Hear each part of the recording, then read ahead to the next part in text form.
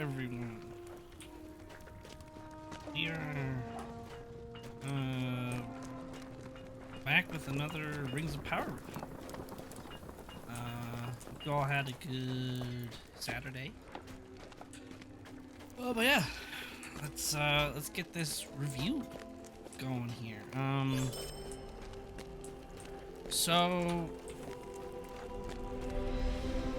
I guess to start, it's probably The Pelennor field did not smother the fires of Rohan. We've gotten so far, which, in the grand scheme of things, doesn't really say a lot, but it's and still. I rely on you to find those still missing or presumed dead. It's still something. Dervarine and Rosaron are unaccounted for. Would you ask Dwynhir if he is willing to And I say it's identify probably the best sons? episode we've gotten so far, only Forlong, because Golisgil, and Hir and all. well, stuff actually happened. We actually got some real story progression, though minor. And we actually got some real character progression, though also minor. For example, we finally now leave Numenor.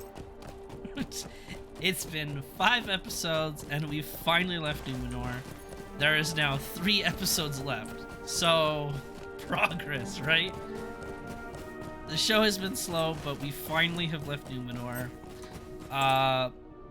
We actually have some more real conflict with, now, not just like orc conflict, but like the dwarves and elves have some conflict via negotiations. We are leading to an actual battle now, finally, with orcs, so there's orc conflict. So we've got some kind of progression. Yeah, I guess to start,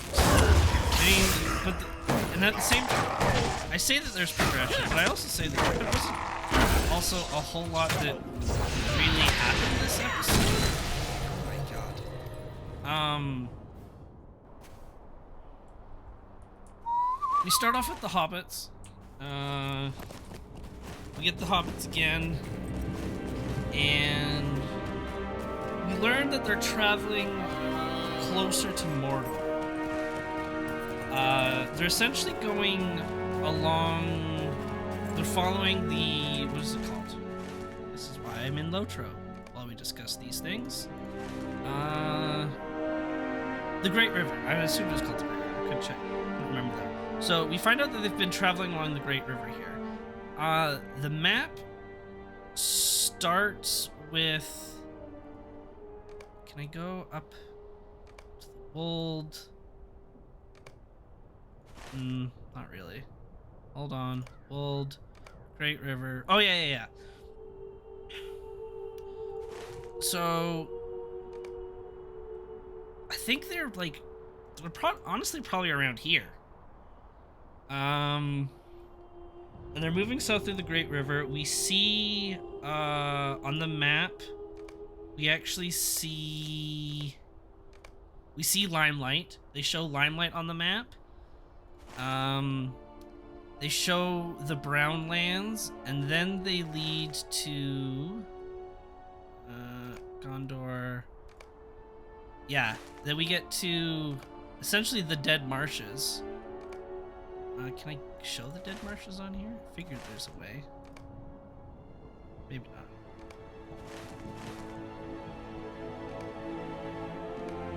Anyway, so they're following the river. They're going through the Brown Lands. We see Limelight.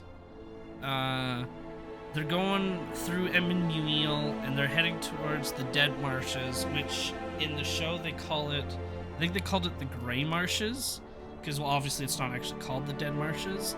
And they almost approach the Wastes, actually. Which I found very odd. I swear that there's a Dead Marshes map. I just don't know how to get there. Anyway, so they approach the Wastes. And they're kind of in here. They're going through this way, which I find interesting, that we're approaching Mordor. I assumed that they were actually down in here moving north, trying to get to the Vales of Anduin or the Gladden Fields, because this is where the hobbits actually lived. Wells of Langfold? Yeah. Like, the hobbits live up here. Which, to perspective, isn't that far from Beorn's house that we see in The Hobbit, and it's north of Lothlorien. So that's kind of what I thought was gonna happen. But no, so we find out that they're actually north of Mordor. Is that important? I don't know. But it could mean something. It could mean that they're going somewhere, and it looks like they're actually going further east. Like, they're heading really far east. And when I say really far east, I mean like out towards Rune almost. Like, we're kind of approaching in here. So I think that's interesting. I guess what they're trying to say their path is it's like they go north and they go north to collect something during a certain time of the year, and then they move south at this time of year because of the crops and the plants and stuff like that, and to avoid certain wildlife. So that's the path that they take. I don't know if that actually matters or means anything, but regardless, that's what they've stated. I'm trying to think if there's anything else that they've mentioned. Not really. Oh, the hobbits are still savages. And by savages, I mean, like, they take the let's leave everyone behind one step further by what the wife, I guess, of the leader hobbit, the leader of the mayor, I don't know. She's like, why don't we take their wheels, take their stuff, and leave them behind?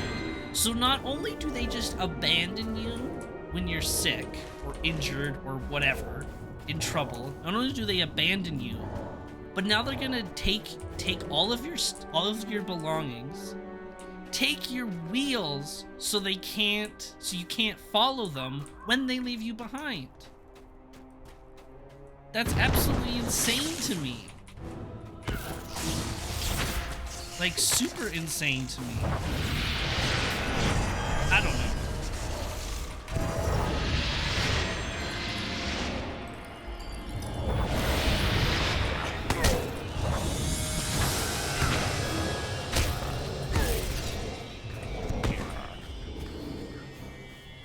I'm doing some sketchy stuff here. So, yeah, they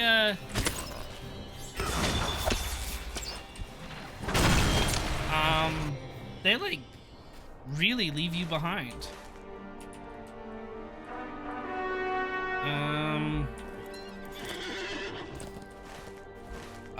While they're traveling, while the hobbits are traveling, we get a glimpse of someone from the trailers.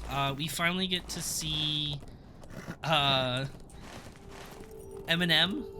or female Eminem. People are calling her Feminem. Slim Shady. It's the prophet cultist people. They're in full white, and the one that has like the short blonde hair, blue eyes. So we finally get to see them. There's 3 of them. They've wandered over to they're at the location where Spaceman Gandalf, not Gandalf, has arrived. Or not where he arrived, but like his so-called crash site from space, I guess you could call it. And I guess possibly the leader, the one that we saw in the trailer that everyone thought was Eminem and everyone thought was actually Sauron. She's like digging through the dirt. And then looks over her shoulder, and then that's it. That's all. There's no talking, there's no introduction to them. They're just looking at the crash site, and then we cut. That's it, and we don't see them again for the rest of the episode. So we still have no idea what they are, or who they are, what they want, or anything about them, really. I assume that they're looking for Gandalf, not Gandalf, because they went to the crash site of the asteroid. I don't know. Maybe they're tracking him. Maybe they just wanted the dirt that he landed in, and he's magical. I don't know. I gotta make stuff up because Amazon doesn't give us any information whatsoever. Our main Hobbit people, Nori and her friend, and the lady that wants to abandon them, they get trapped by some wolves in a tree. Very similar to the Hobbit scene where the dwarves are up in the tree and the wargs are at the bottom. Same kind of idea. Gandalf, not Gandalf, shows up, grabs one of the wolves, chucks him like 10 feet, and then there's more wolves there now. I think there's like 3 or 4 of them. And then to scare them off, Gandalf, not Gandalf, like slams his hand on the ground. Hello, Born. Hello, asked the gull. How's it going? How's it going, Ast? Nice to see you again. We're here just talking about Rings of Power. Doing good. Yeah, we're every Saturday we discuss the Rings of Power episode. They came out the Friday before or yesterday.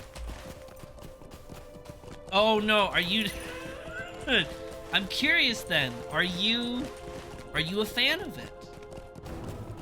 You hate it. Hate it. Oh boy. Don't even, yeah, I'm like, I don't want to say I hate it because I always feel like hate is a really strong word, but I mean, as we've discussed about past episodes, it's not great. I will say I hate Galadriel. I absolutely hate Galadriel. I'm a guy that gives benefits of the doubt, and I still say it's so bad. I'm like you. I do try to give the benefit of the doubt. Like, I'm even willing to look past all of the lore stuff. Like, even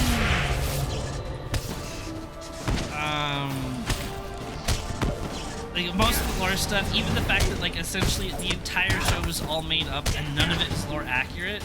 But even if I look past all of that, the rest of the show, the rest of the show is just not great.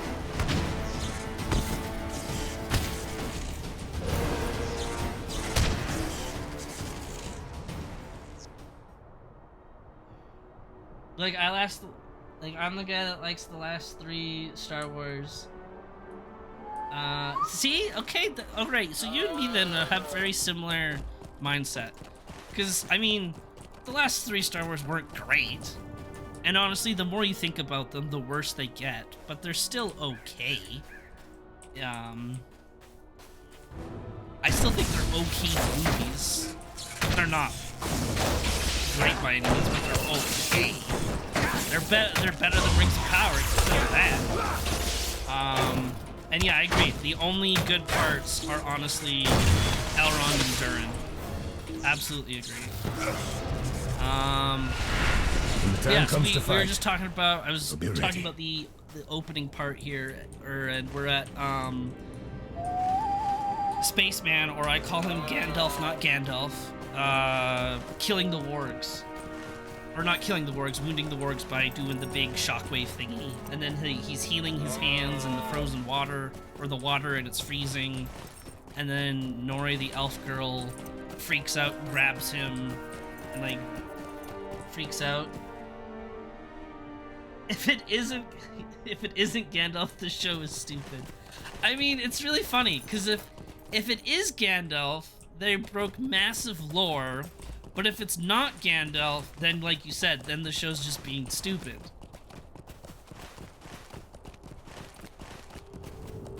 Hello, Jedi. Hello, hello.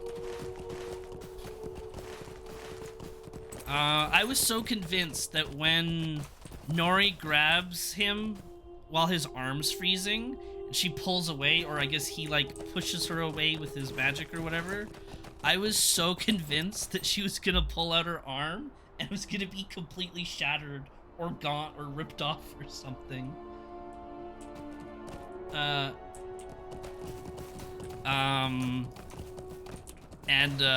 Because, well, her arm's frozen, so I was so sure. Is this your first time in Minas Tirith? I was so sure she was Shame gonna you lose an couldn't arm, see but it no, in we gotta better keep days. it kid-friendly, PG, no gore or anything, so everyone maintains their limbs.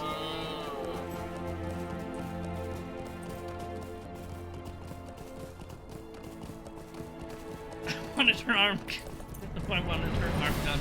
Died laughing. Best scene in this episode? Galadriel showing the guys in a sword fight. I mean, that's fair.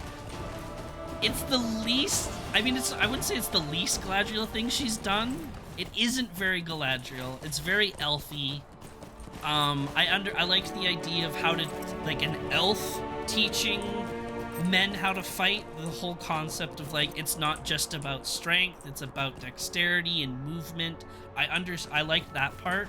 I wish it wasn't Galadriel doing it, but that's also just because I hate Galadriel. I despise her character. And then as she's fighting, she's constantly smirking and acting like she's the best at everything. And I personally just hate it. I can't stand her anymore. She did get her a bit of redeeming qualities. Oh no, poor Ast is gonna go off. No, that scene was terrible. Numenor's supposed to be one of the most powerful nations. They come in and save the elves from Sauron. You are correct.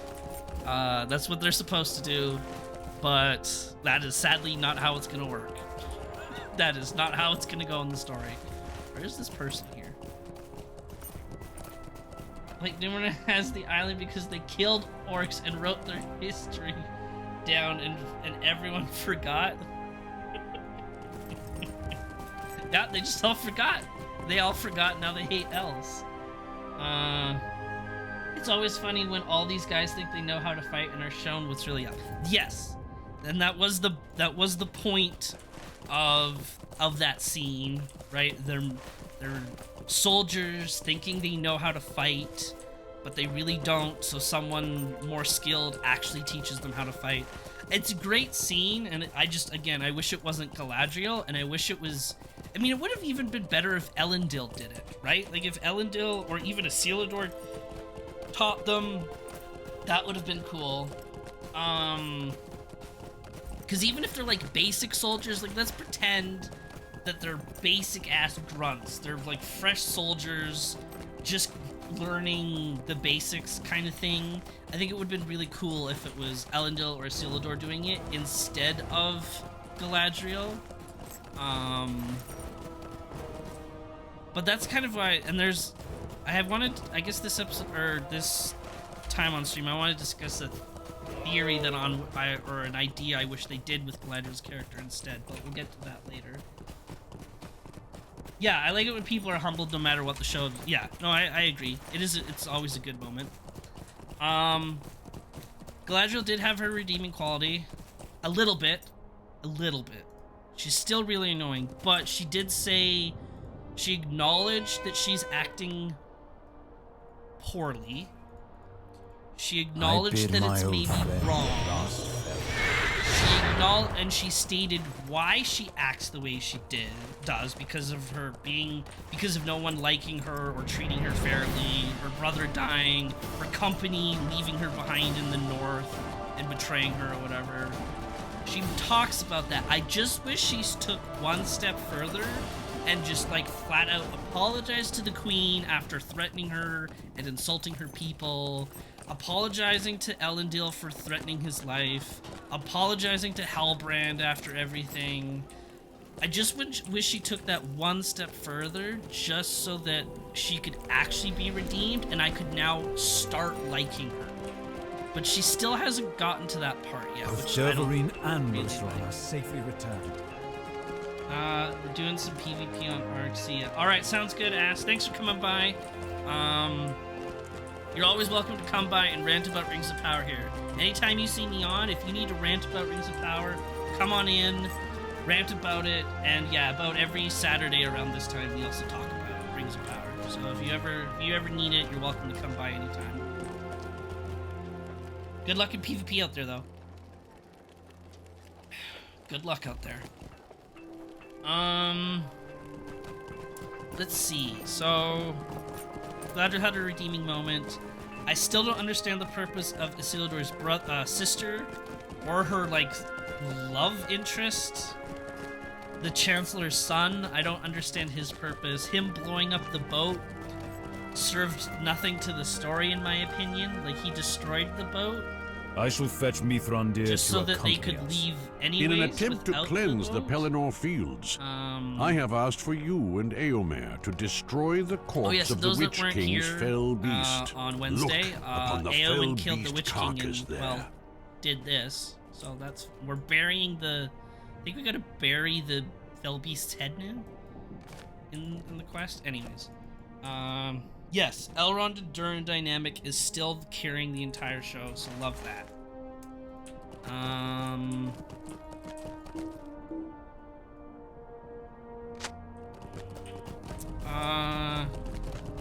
Oh, so we also have Dead the beast and its Adar, master are Radar, cleansed from the and field. the Southlanders, and Eridir. If you would, stuff. accompany me to deliver this strange gift.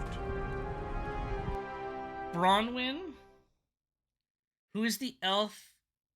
Who's the elf who's in the tower? That's Arendir. That's the black elf. Arendir. I think that's who you're referring to.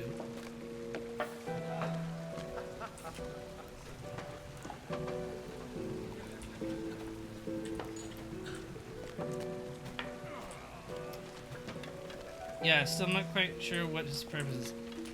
Yeah, he has an odd purpose. Like, he's there to, like, lead or encourage the people to fight evil, kind of.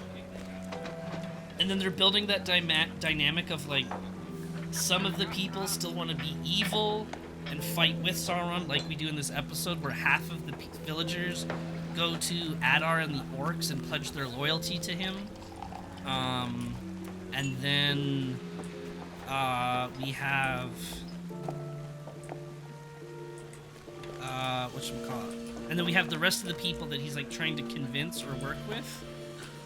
I thank you for assisting me on this errand. Evil. You should return to Aragorn's pavilion if you are understand finished here. Bronwyn, Arendir's like girlfriend, essentially, love interest. I don't know when she became their leader. I am sure that the I lore don't masters of Gondor will understand learn much. when they like We fought and we died on picked this her field. to be leader, because the Men of next time we Rohan see her this episode, she's like trying to rally the people to fight the orcs, and I was just really confused. I was like, wait, why did they pick you as leader? You're just like you go out, pick flowers and make herbs. Like, you're an alchemist, I guess? Like, I don't understand why you're the leader and why they chose to trust you. I don't know. I thought that was a little weird. The power in that group isn't quite clear. Yeah, it's really weird. Maybe, and I get that they maybe don't have a leader. But, like, I just wish there was more build-up onto why they picked her. Like, she was helping the people more during their time of need. She had some leadership qualities. I don't know, something. But anyway, she tries to rally the people. The people split. Half go pledge loyalty to the orcs, and the other half stay. And I still don't see how he plays a role, because the story would still move forward without him, unless they needed him to realize where the sword hilt came from. Yeah, which is kind of what they forced in at the end of the episode there, where it was like, wait, that sword hilt, I've seen that before. And then he like pulled down all the weeds and stuff like that, and then, or the vines, and then he looked at the statue, and then there was like the sword hilt thingy. He's like, it's a key. But yeah, you don't need Arendir for that. Anyone you could make that happen by accident even. Like if the kid decided to start climbing for whatever reason, you could find it. So I agree that his purpose isn't clear. I like him as a character over everyone else though. Over most other people at least. It was a difficult task. Which I think is kind of funny. So yeah, the people split. And the people who do go to Adar and the orcs, I love that Sauron, the name Sauron, is like a trigger word for Adar. So to me, it just reinforces that Adar isn't, well, one, he's not Sauron. That's now definitely confirmed in this episode, if it wasn't already. Two, if you say Sauron, it makes him angry. So I feel like he's hunting. He wants to become as strong as Sauron and try to kill Sauron. I'm pretty sure Adar's goal is to rally the orcs behind him and see if Adar, the father of orcs, the daddy orc leader, can fight Sauron. So I'm kind of curious about that story and where it goes. I don't know how far it will go because, well, it's Sauron, but you can't really, you're not just going to usurp Sauron. But I think it confirms that that's what his purpose is, so I kind of like it. But yeah, the half of the villagers that pledged their life to Adar, they mention Sauron, and he just goes berserk, and he chucks the old tavern barkeep guy, and then makes him pledge his loyalty by killing his, I don't want to say it's his son. It's Theo's friend. And I don't know if Theo's friend is the son of the barkeep, the old guy, or nephew, or just a friend. I don't know. But anyways, they pledge their loyalty. They're probably going to have some scene where they're running into the other half of the villagers still in the tower, and that's gonna lead into something. Excuse me. That's who we have to kill. This is gonna be fun. Let's see what else we got. We did the Gandalf stuff. We got that's essentially the next episode. There's gonna be attack on the tower. Finally we'll get a fight. Yeah, Galadriel got a redeeming, well, Galadriel's acting more reasonable, almost. Hobbits are pissed at Gandalf. Gandalf is now alone.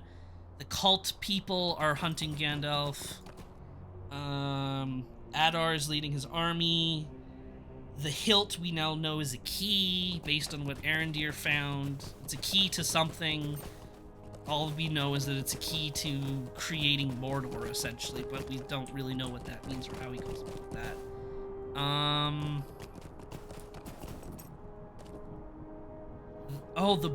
The boats blowing up was kind of pointless because, yeah, the Chancellor's son, who's the love interest of Isildur's sister, he goes and finds Isildur trying to stow away on the boat. While he's trying to blow it up, he blows up the boat. Isildur saves his life, and then he tries to blow up the boats to stop the people from leaving Numenor, because that's the whole thing. Is half the people of Numenor don't want to work with the elves because they're taking their jobs, and they don't want them to help the elves in Middle Earth. So they want everyone to stay in Numenor, while the other half are trying to leave Numenor to go help and fight evil. So they blow up the boats, but it didn't change anything. So if anything, they unnecessarily killed 100 horses and maybe 200 people. I don't know if people were sleeping on the boats, but they put a whole bunch of supplies and horses on those boats though.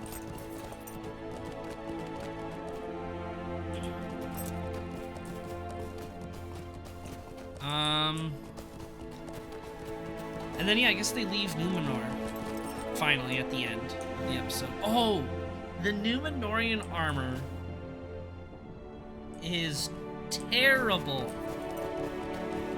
The bright white armor, first it just looks like it's really awkward. Like, it's bright. It's uncomfortable to stare at. But also, like, it just looks really bad as, like, an actual prop.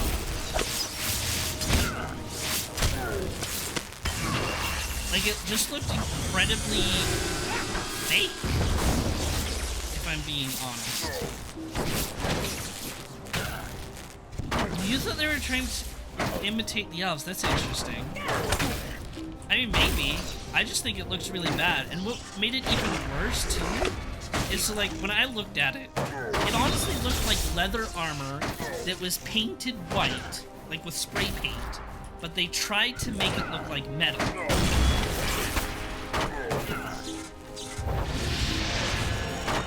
And then, like, right after that, they cut to Halbrand's armor, which is the same armor design as the Númenóreans, except it's not painted white, and it actually looks like metal. But it looks like the exact same prop design, it's just not painted. So I thought that was really funny, that like Halbrand's armor looks more like metal than the Númenórean ones. It reminded you of the armor from Lord of the Rings that the elves wore. Did it? Which? I'm trying to think on which armor you're thinking of.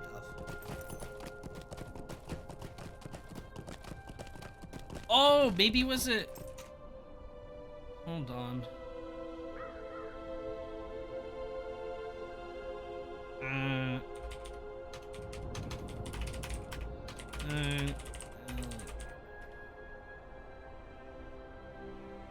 Yeah. Guess it's. Yeah, it's a little bit gold. It's bright for sure. It just looks... Yeah, just... This Rings of Power armor just looks gross. Oh,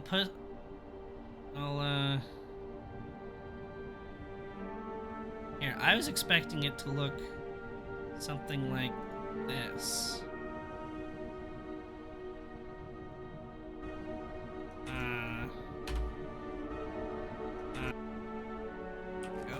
I was expecting it to look something like that.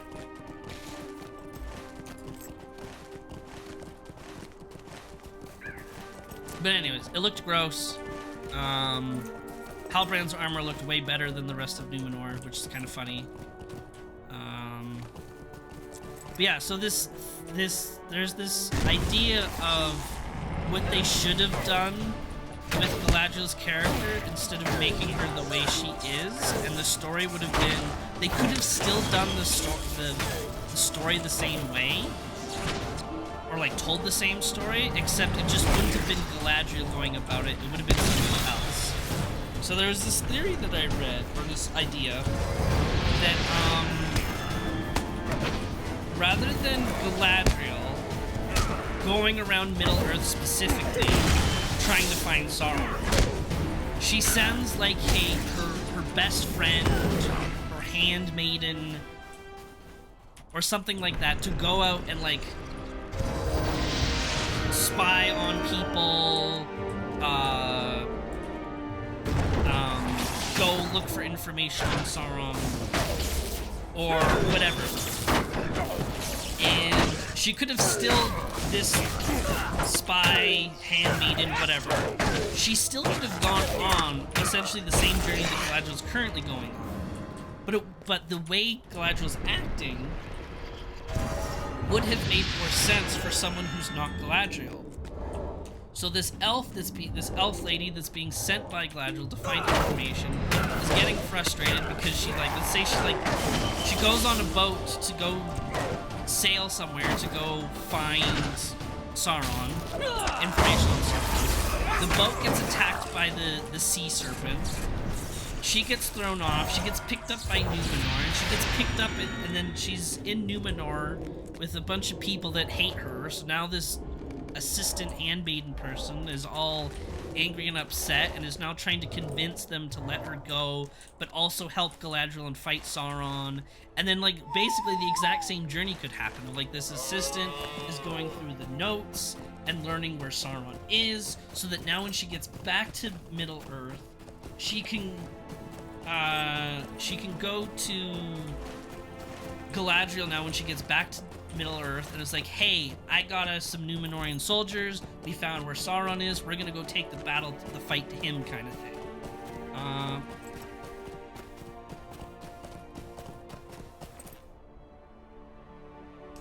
Oh, the Helm's Deep fight. Oh, those ones. That would be these guys. I love their armor. The Helm's Deep guys, I love their armor so much. Deep guys, I love their armor so much.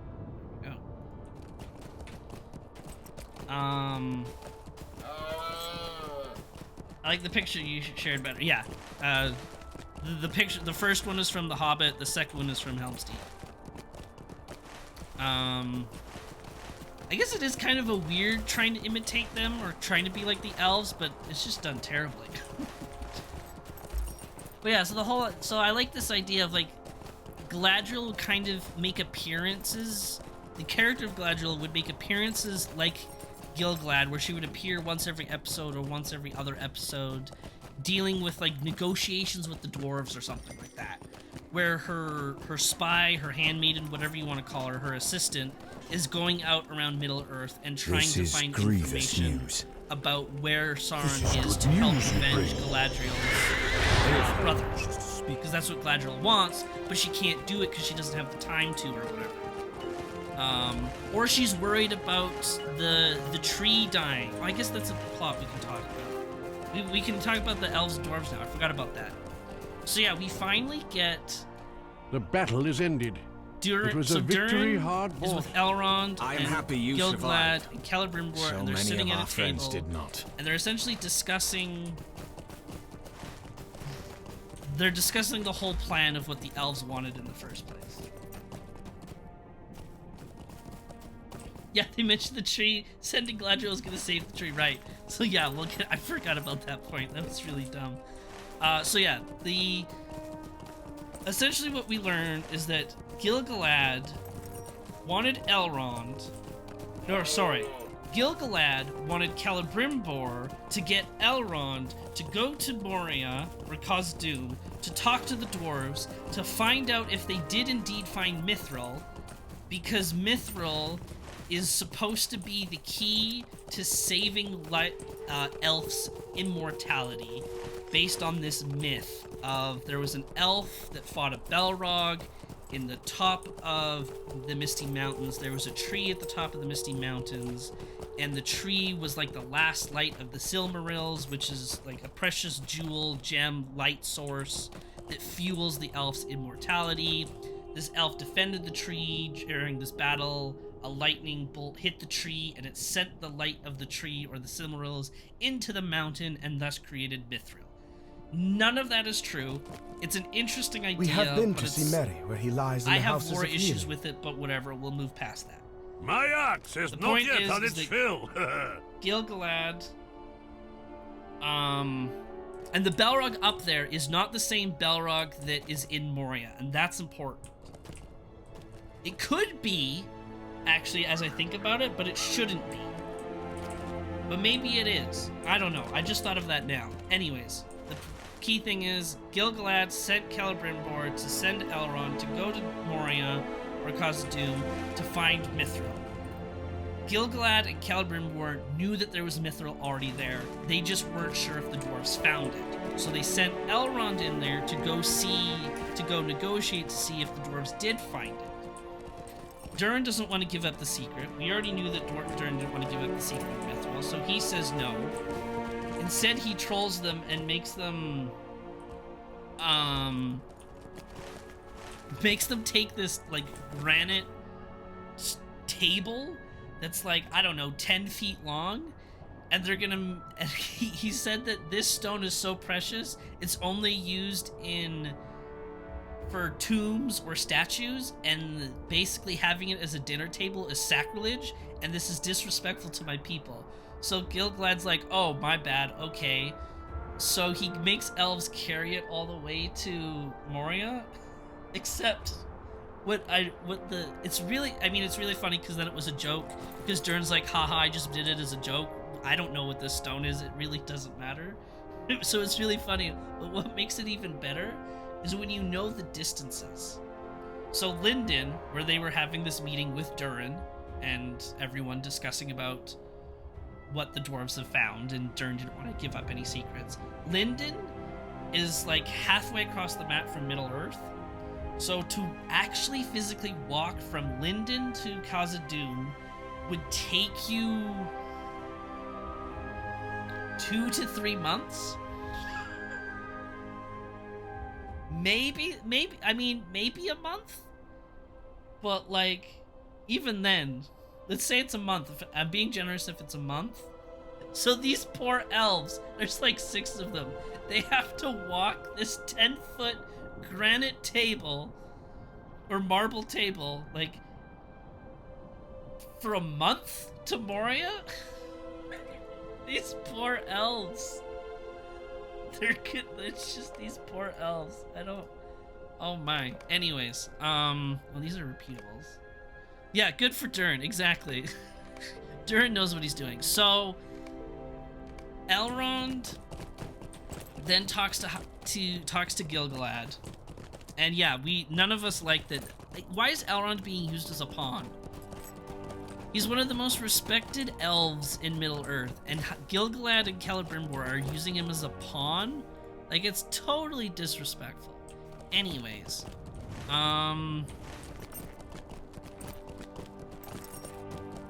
Elrond learns that something is causing the sickness of a tree in Lindon. And this sickness is supposed to be like the light or the life of the elves, or it's supposed to represent it. If the tree or the leaves die, eventually it's supposed to represent the diminishing of the elves' immortality, which is a cool concept, in that's kind of what the elves in the Lord of the Rings movies were like. We're always constantly talking about, I have an important task for you. They had to sail back home. That's why Elrond sent Arwen away, because she was going to lose her immortality if she stayed in Middle-earth, because as Sauron's power grew, the elves' power weakened, and thus they couldn't live forever. So that part was a little cool. Exactly. Be honest with Elrond and he'll get the job done. If you tell Elrond, hey, we need you to go to Moria and find out if they found Mithril, because the life of the elves depends on it, and here's why, Elrond would get that done easily, in a heartbeat. But no, they had to lie to him, which was just made no sense. But yeah, so the tree is dying, and the plan was that if Elrond got Mithril, they could use the Mithril to essentially like reinvigorate the elves, because the light in the Mithril gem is the light of the Silmarils, which is what gives elves life. He would get it done with respect to all parties. Exactly. Totally agree. Totally agree. But instead, Gil-galad's plan was trick Elrond into finding about Mithril, and then because he fears that Sauron is still alive, he thought that if he sent Galadriel away, then Sauron's power or the sickness of the tree would go away, and then everything would be okay. I'll send Galadriel away, Sauron won't make an appearance, the tree will heal itself, and as backup, I have Elrond getting Mithril for us. And then the entire race of the elves is safe. I don't understand how that makes any sense. This is some really off-the-wall logic with Galadriel. There's some really off-the-wall logic with Galadriel. I know, right? Like, sending Galadriel away is supposed to also send... I mean, I guess it's kind of like a spoof on itself of because of how rude and extreme Galadriel acts, send her away and it's like sending evil away, and because she's gone, the tree can heal itself and then we can all be happy and live forever. I like that kind of like spoof on itself because Galadriel is such an insufferable character sometimes. But yeah, so that's Gil-galad's logic. Send Galadriel away, it'll heal the tree, we'll get Mithril, and then we can live forever. Elrond tells this to Durin, and Durin loves this because he's just sitting there like, oh, I decide the entire fate of the elves? Me? Durin? I decide this? I love this idea. And that's where we kind of end up. He's like, I gotta talk to my father first, but I like this idea that I determine what happens. So that's kind of fun.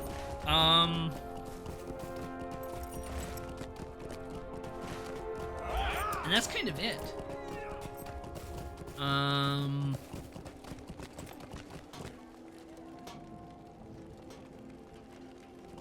You definitely can see the internal battle. I agree.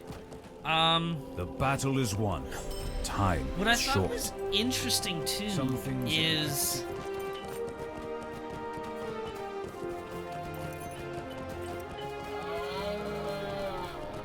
well, no, I guess Durin said it was a joke, but like, I don't know. I was thinking about this when I watched it a second time, where Durin made the comment about the table, and Gil-galad's like, "Oh, sorry." Where did he get that stone from in the first place? Like, yes, Durin's making it up about like the importance of the stone. But if Gil-galad actually believed him, why did he avoid the question of where did he get the stone from? So is Gil-galad going around like killing dwarves or stealing stones from dwarves? I don't know. You I just thought that was weird. What good fortune! So on one hand, the good riddance to the elves, but doesn't want his friend to go. Exactly. He could care less about the elves, but he obviously, yeah, he doesn't want Elrond to pass that way.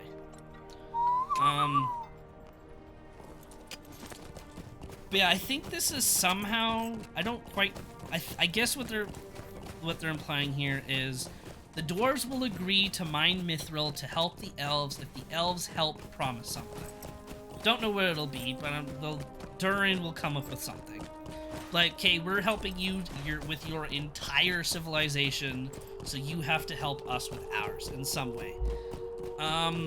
They're gonna keep digging, they're gonna wake up the Balrog, the Balrog's gonna destroy Moria, and this is where I think the disdain between elves and dwarves will happen. The dwarves will ask the elves for help, because they're like, we dug for you, you should come help us. The elves will say no, the Balrog is too dangerous, we can't defeat it, you're on your own, and then this will create time to decide our course. The hate between the two races. This is an exceptional tale. Men patrolling the Pelennor I don't know, have that's kind of spotted my- a group of Haradrim. That's my hiding out prediction in anyways. Talos Anor.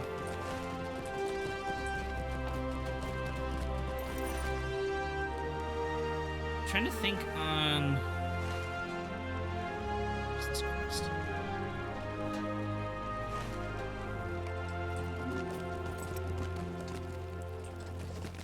Elrond and Durin have a Romeo and Juliet relationship.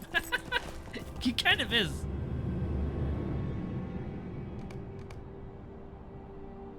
Oh, it's up there. I see it.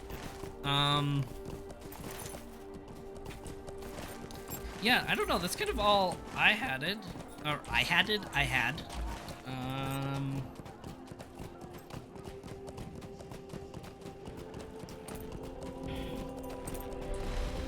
One of the better episodes. Hopefully from here on out, because there's only 3 episodes left. Exactly, a plague on both their houses. Absolutely. Because you're gonna have the downfall of the dwarves with the mining, the dwarves are going to hate the elves, and this is going to cause rifts between the factions, giving Sauron reason to make an appearance, and encourage the elves to make rings of power so that they can maybe live longer, or like save their precious tree or whatever. And then, haha, just kidding, I'm actually Sauron. I tricked you. They're doing 5 seasons. So they're supposed to be essentially 10-ish hours total of Rings of Power. 5 seasons. Oh wait, is it? Hold on. I think I messed up the math. Or 8 seasons. I think it's 8 seasons. Let me check my math. Because there's 8 episodes in each. Times...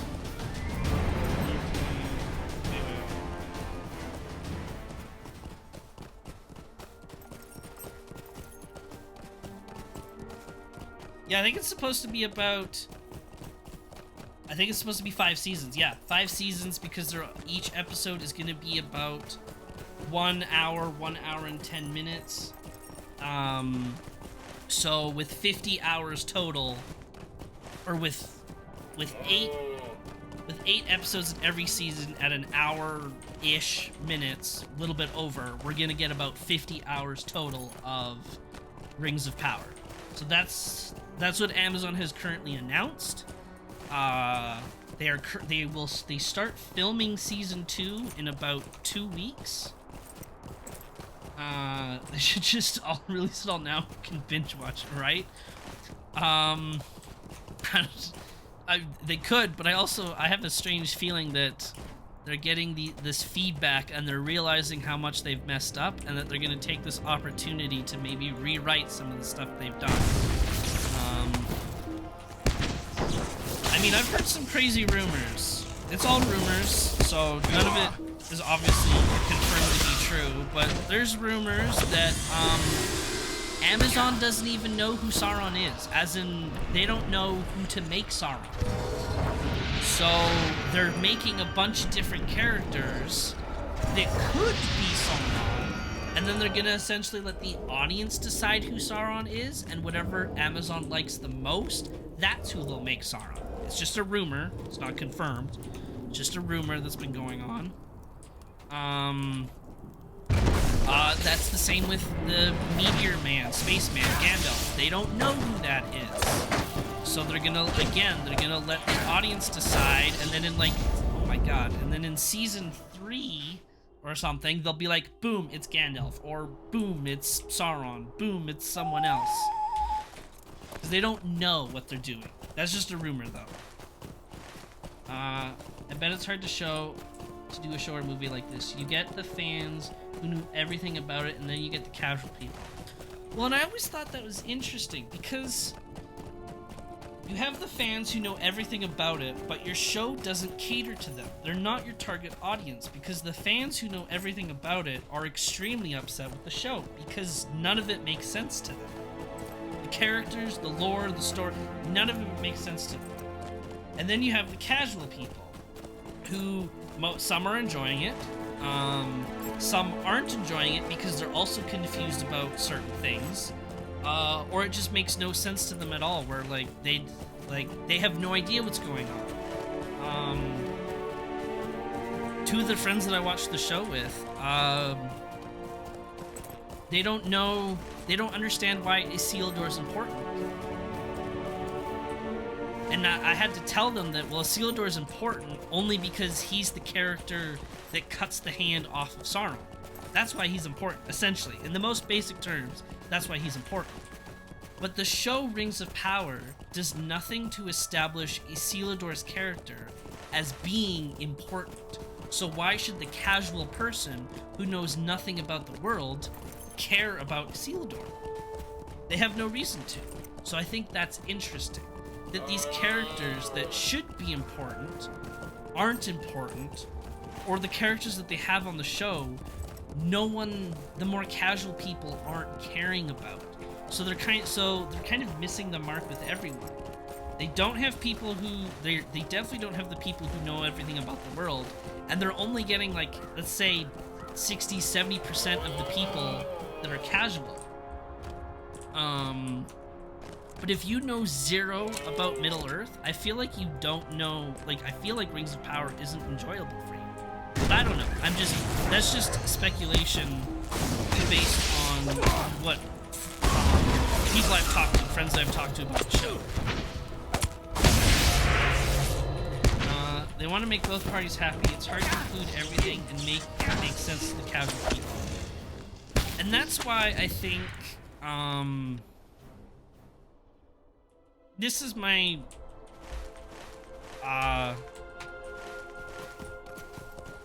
understanding, or I guess my perception or view on how to write these kinds of things.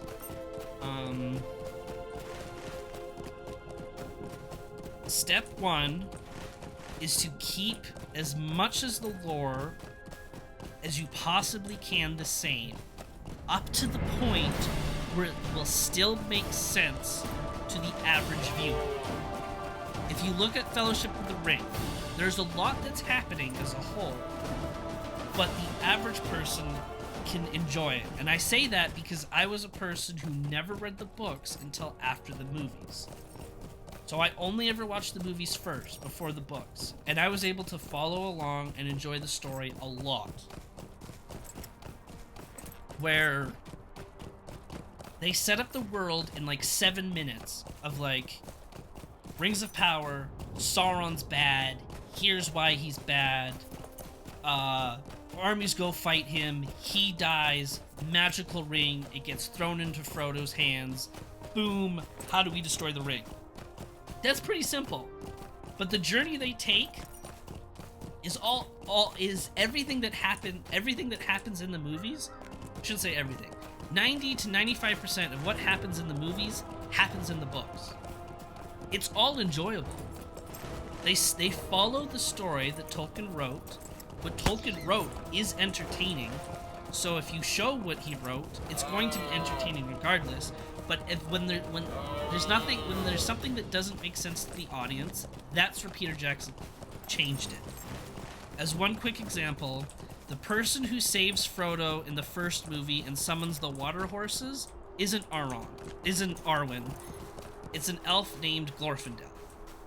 Glorfindel is a super important character, but makes no appearance after that moment in the book. So why would you show a character once, make them extremely powerful, and never show them again, especially when they have no connection to the rest of the Fellowship? That was Peter Jackson making a decision of, well, that's not going to make sense to the casual viewer, so I need to replace that character with someone else. That's where I feel like that's how you have to go about making Rings of Power, in my opinion. You have to follow a story that Tolkien wrote, and then as soon as you reach something that won't make sense to the casual viewer, switch into different characters, switch up the story, twist something, make it something completely different, remove it, and change and remove it completely and don't reference it. Throw in a battle, just change something so that it will make sense, but it's still going to be entertaining and simple for the casual audience because you're following an actual story that was already written for you. You're not making everything up on your own, which is what Amazon is doing right now. Everything they have shown, they have had to make up on their own because none of it has happened. None of it whatsoever. So that's a huge challenge they're putting on themselves of they have to make something on their own that's entertaining to the casual viewer, the hardcore fans, and still tells the story that they want to tell because they have their own views and beliefs that they want to push into the show, which is fine, whatever. I don't like what they're trying to do with that aspect, but it doesn't matter. That's what they're trying to do, and that's just super hard. They want to make both parties, make it casual. I understand Isildur because they made a big to do him with cutting the ring. Isildur Sand will take 3. Yeah. You need at least knew something about learning this Hobbit to understand the ring's power. Exactly. I feel like that's what they're leaning on, and I think that's where they've went wrong. They should have started from scratch, or leaned more into the people who know things more and build off of that. Either read the books. With Harry Potter, I read the books before the movies. I found myself explaining some things to people who didn't read the books. I agree with you.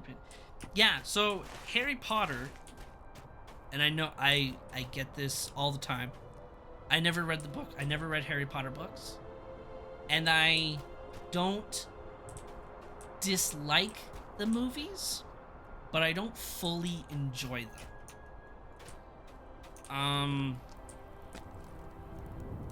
And I say that because after maybe the third movie,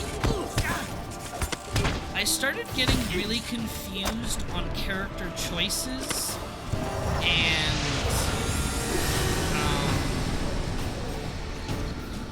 plot things that to me just didn't make much sense, and I felt like I was missing things and I wasn't fully understanding what was happening. Now that's just me. I know that's not everyone, but that's how I personally felt. Now, if I was to give you an example, now again, I've never read the books. Maybe they happen this way in the books even, but third, and that's what I heard too, is the third movie is when they changed directors. So that's kind of where all of a sudden, that's where I started to lose interest in Harry Potter, which is kind of interesting. I still watched all the movies though, and they're still good movies, but I'm not a huge fan of them. So the biggest thing with Harry Potter is I never liked how in the first movie they make you think that Professor Snape is a bad guy. That's what they do in the first movie, or the book, whatever. That he's a bad guy, and he's trying to trick Harry and get him killed, or whatever. But no, you learn that he's actually the good guy the entire time, and he's trying to help him. Like, oh my god, what a twist. So cool. I love that twist. Especially because I've never read the book, so I didn't see it coming. I just thought that was super cool. And I was, like Harry, I was so convinced he was the bad guy. I'm like, it makes sense. He's doing all these things. That's really suspicious. And then after the second movie, or maybe the third, Harry Potter switched to hating him all of a sudden, and I never understood that. I was like, Harry, you just spent an entire movie learning about him helping you and going out of his way to help you. Like, not just helping you, kind of, but like going out of his way to save your life. And you still treat Snape poorly? I never understood that. And that was probably my biggest pet peeve with the movie. And I realized that there was this whole thing of like, Snape loved Harry's mom, and Harry's dad was a bully to Snape. So it's like he cares about Harry because of the mom, but hates Harry because of the dad. I get that whole part, but like I still feel like Harry could have accepted that and kind of worked with Snape more. I don't know if it's like that in the books or not. That's something that in the movies that drove me insane. And then there's just, like, I feel like they added so many new characters, and I started to lose track on who's who. They say a name, and I'm like, who's that? Like, oh, well, they were only in one movie, so they're not really important. So I don't know if I'm missing something. I assumed that something more happened in the books, or there's a little bit more explanation, but maybe there's not, and I just don't like it as is.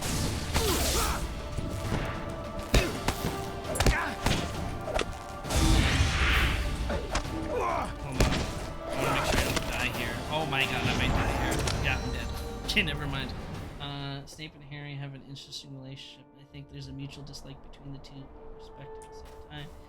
It's basically like that in the books. Oh, okay. Well, maybe the books aren't for me then. I don't know. I don't want to say it. I mean, honestly, if I'm being completely honest, I'll probably never read the books. I hate reading. But yeah. ever since Harry Potter and Lord of the Rings, my entire perspective on movies is a movie based on the books should make you want to read the books and not avoid the books. If you watch a movie that is based on a book, they should make you watch, or they should make you read the book. I watched Harry Potter. I didn't care to read the books. I didn't like the movies that much. I watched Lord of the Rings. I wanted to read the books because I was so much more interested and invested into that world, and I enjoyed the movies that much that I wanted to know more. Sorry to throw in Harry Potter and Lord of the Rings. Oh, no, that's fine. It's a good example because I'm able to tie it back to Amazon here, where Amazon is writing a show about Lord of the Rings, or about Middle-earth in general.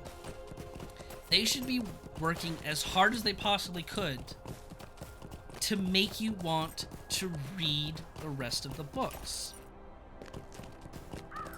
However, I feel like that, well, that's not the case. I mean, it's hard. I can't speak for myself necessarily because I've at this point I've read all the stories now, so it's too late. But I find it hard to believe that Amazon is making a story in which wants people to read the stories if they haven't already read the books or anything. Like, if you haven't read any of the books, I don't know if Amazon is telling their story in a way that would make you want to. Maybe I'm wrong. I know some of my friends don't want to read it because they just have memes like, Wayne, you just tell me what's happening. I'm like, okay, this is how it's supposed to go. So they don't have to read the books. But maybe there's people out there like, you know what? I like Amazon's story, and I want to know what it's based off of, so they go ahead and read the books. So maybe they do that, I don't know. But yeah, that's kind of my spiel on Rings of Power this week. Was there questions about this episode this time? Was there anything that was confusing to people? Anything else that people liked or disliked that they wanted to talk about?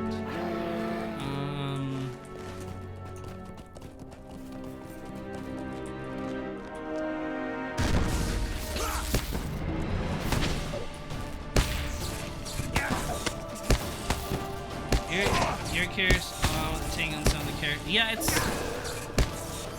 it's tough. From a lore perspective, it's tough because none of this ever happens. So I don't know, from that perspective, I don't know where we're going. Now, if I take it from a film perspective, with my background in film and writing a bit, I can kind of make some predictions. Like, a big part of that is why I just think Halbrand is Sauron, because it's a whole big, like, plot reveal. It's Galadriel's looking for Sauron, and the person she's looking for this entire time has actually been in front of her the entire time. Like, that's just such a classic storytelling trope that I'm just predicting that that's what's just gonna happen. It's not lore accurate at all. It's just, it makes sense in the writing. But yeah, I am also curious where they take some characters, because there's a lot of them that are quite pointless, and if you remove them out of the story wouldn't change. And to me, that says that that is a weak character, or some of the Haradrim have fled north on horse. If you remove a character out of a story, that story learning should of change. a group of Haradrim unwilling to surrender. Because that Elfhelm summons you to join him on a mission to rid Talath Anhod of these If you take a character out of the story and nothing changes, that character is no longer important. And you don't need them in your show if that's what's happening.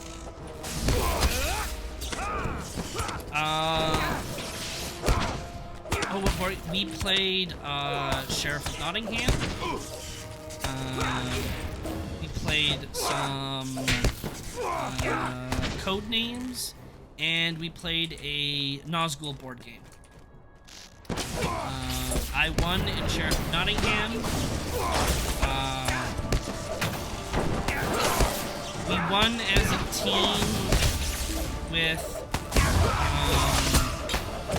the Nazgul game, but I don't remember who the actual full with true winner was. And then I lost in Codenames. Yeah, that's what we played. It was good. It was a fun time. Alright. Well, I think we will call the review there. So I thank you all to those that stopped by and came and checked it out. Yeah, it was a good chat. We will do it again next Saturday, of course. We've got 3 episodes left. We've got episodes 6, 7, and 8. So 3 episodes left.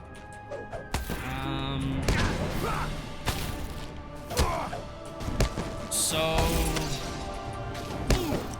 next week, Monday, we're doing a bonus stream. Don't know what time I'm doing it. I'm not working Monday. I might do it earlier than normal. I gotta pick up groceries Monday in the evening. We gotta get some more groceries. So we ordered some. So I don't know. We're doing a bonus stream on Monday though for World of Warcraft. We don't normally do that here. This is something new that I'm trying out. So if you want to come around for it when if you happen to be around, come check it out. We'll be doing the new expansion beta. If not, that's fine. Tuesday will be a mystery. Don't know what's happening Tuesday yet. Wednesday will be Lord of the Rings, where we're gonna head towards the Black Gate. And that will be a fun time. Another little epic adventure. We'll get the Battle of the Black Gate. And then Thursday, Friday, we will get our DVD fix in, and then next Saturday we will continue with our next review. So yeah, thank you all very much for stopping by, and I will see you all next time. Bye-bye!